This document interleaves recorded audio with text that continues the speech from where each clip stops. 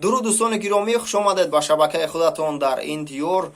و سال 2021 هم با همه برد و باختش به اتمام رسید و سال 2022 رو هر کس با طرز فهمیش و درک و ادراک خودش تجلیل کرد و نزد خود شاید مقصدهای نو گذاشت که فلان کارها رو باید انجام بدهم.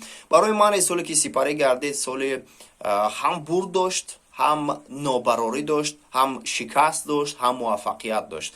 اما یک تجربه بسیار مهمی که در این سال من آموختم چی است؟ وقتی که انسان مواجه باخت می شود، مواجه مشکلات می شود، یا به شکل دیگر گوییم او می افتد لیکن حالا نشکسته است، در همین حالت افتیدن او باید که صدقاً با تمام هستی، با تمام وجودش مناجات با آفریدگار کند. یعنی اون نفر که رزق دهنده فقط او است و باور داشته باشد که یک چیز، یک کس سبب می شود که او دوباره با پا راست می ایستد.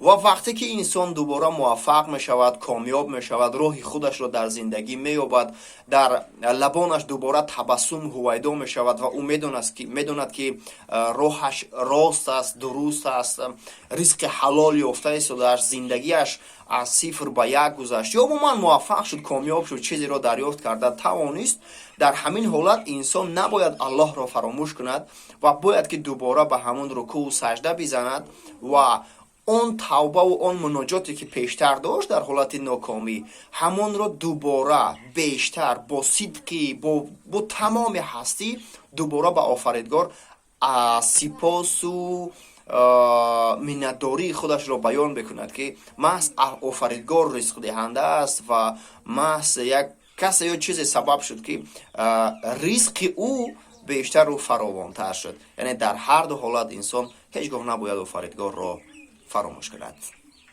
تا دیدار.